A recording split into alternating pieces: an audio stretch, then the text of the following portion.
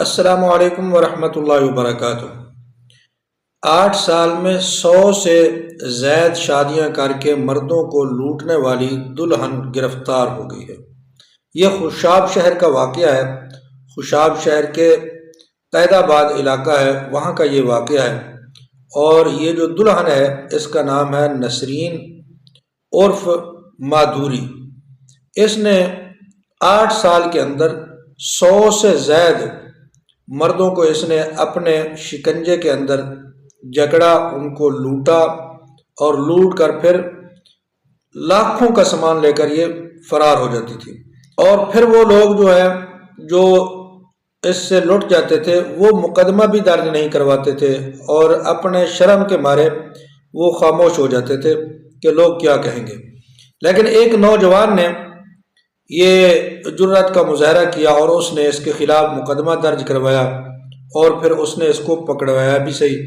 یہ اصل حقیقت ہے کیا، اس کی مکمل وہ ڈیٹیل میں آپ کے سامنے رکھتا ہوں، لیکن اس سے پہلے میں گزارش کروں گا آپ مہربانی کر کے ہمارے اس چینل عینی حقیقت ٹی وی کو ضرور سبسکرائب کر لیں تاکہ آپ کو اس طرح کی بہترین معلوماتی ویڈیو گھر بیٹھے ملتی رہے۔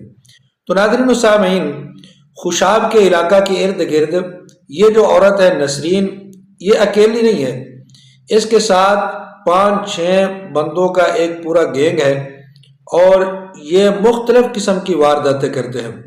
سب سے پہلے جن لوگوں کو یہ پھنساتے ہیں، وہ لوگ جو پھنستے ہیں وہ زیادہ تر دوسری شادی کرنے والے لوگ یا ایسے لوگ جو شادی کرانے والوں کے ہاتھ چڑھ جاتے ہیں اور جلد شادی کرنا چاہتے ہیں اور سستی تھوڑے خرچہ کے اندر شادی کرنا چاہتے ہیں، وہ لوگ اس کے شکنجے میں آتے تھے۔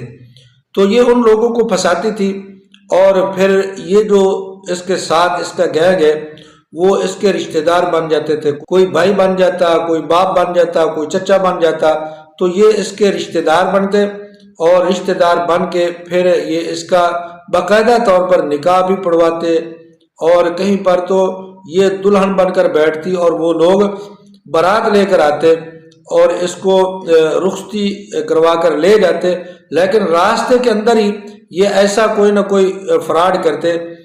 کبھی ایسا کرتے کہ دلہن نے واش روم جانا ہے، رکنا کہیں اور کسی ہوٹل کے اندر روک کر بیٹھ جانا اور پھر وہاں سے یہ دلہن غائب ہو جاتی۔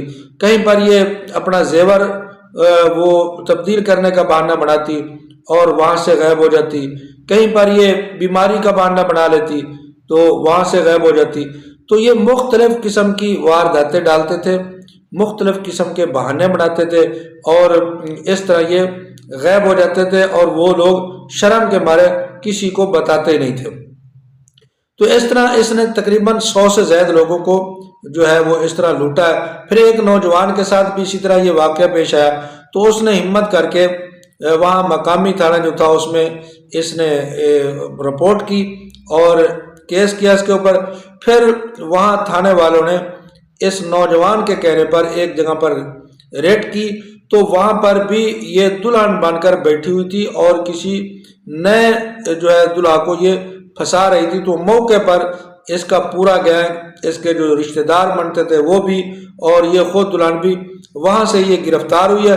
پھر اس کے بعد جب پولیس کی حراست میں یہ آئی ہے تو وہاں پر پولیس نے اس سے جب پوچھ گچھ کی تو اس کے اندر بہت سارے حقائق سامنے آئے کہ یہ 100 تو بہت کم ہے، اس سے زیادہ لوگوں کے ساتھ اس نے فراڈ کیا ہے اور زیادہ لوگوں کو اس نے لوٹا ہے۔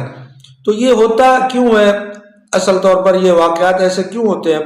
یہ اس لیے ہوتے ہیں کہ لوگ بعض دفعہ تو لالچی ہیں، لالچ کے اندر آ جاتے ہیں کہ رشتہ بہت اچھا مل رہا ہے، جلدی مل رہا ہے، بغیر خرچے کے ہو رہا ہے، کم خرچے کے اندر ہو رہا ہے۔